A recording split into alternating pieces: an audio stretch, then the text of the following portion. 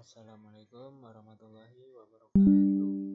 Perkenalkan, nama saya Muhammad Yunus Naufal dengan NPM 25783057. Di sini saya akan menjelaskan IRD dalam sistem pengajuan dispensasi kegiatan.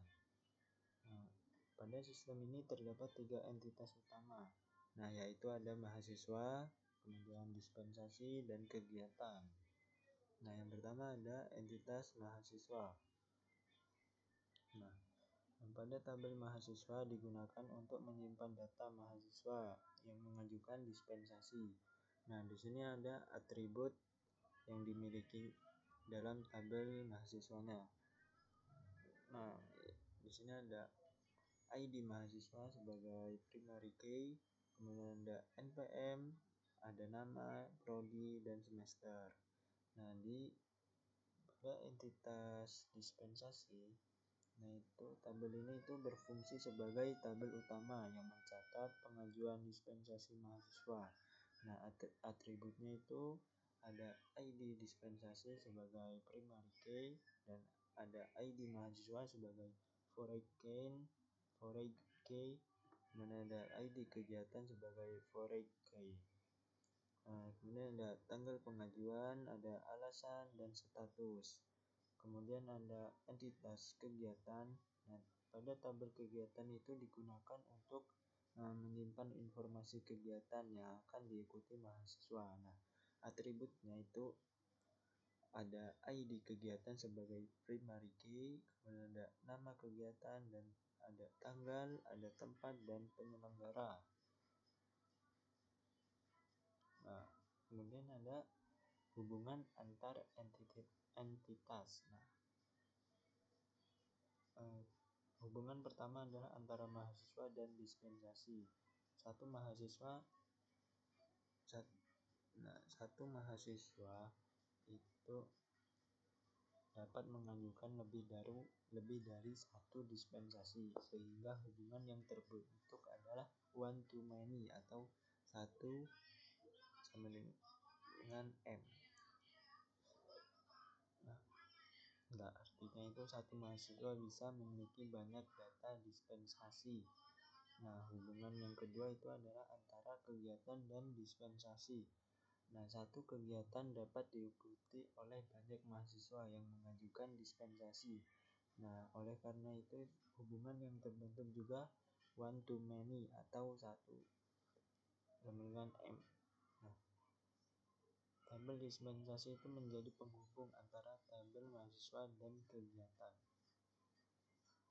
Di sini ada implementasi database-nya. Setelah IRD dibuat, langkah berikutnya itu adalah mengimplementasikannya ke dalam database MySQL.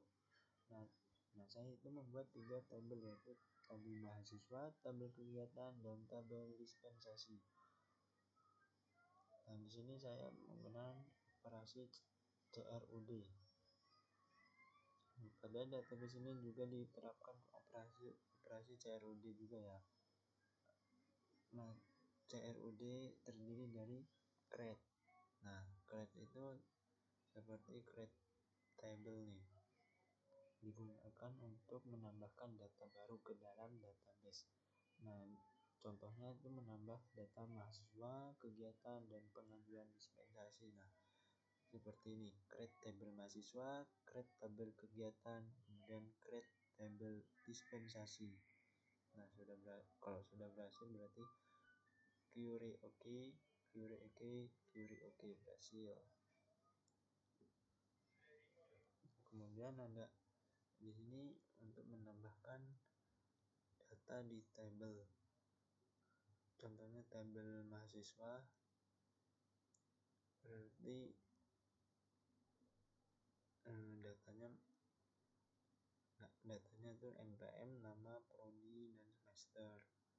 Contohnya tabel kegiatan, berarti datanya nama kegiatan, tanggal kegiatan, tempat, dan penyelenggara.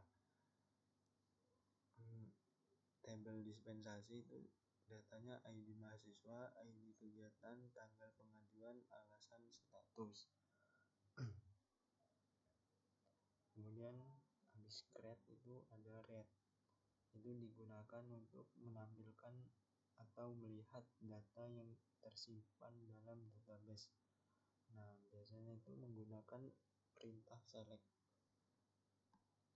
Ini contohnya seperti select ini di ID dispensasi. Ini kenapa di sini error?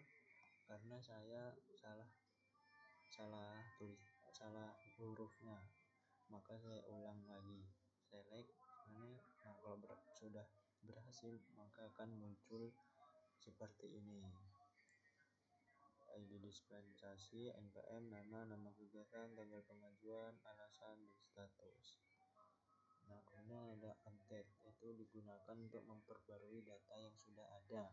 Contohnya mengubah status dispensasi dari menunggu menjadi disetujui. Nah, mungkin cukup sekian yang dapat saya sampaikan, kurang lebihnya saya mohon maaf. Wassalamualaikum warahmatullahi wabarakatuh.